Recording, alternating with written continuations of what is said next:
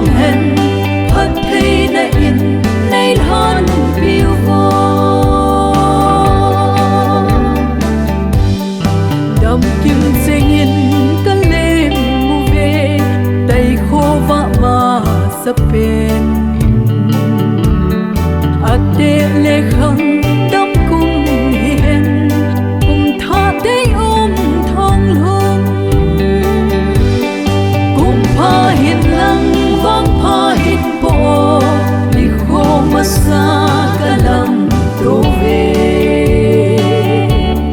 cùng lối kim na kim to mang hẹn phật thầy na in nay than phiêu vô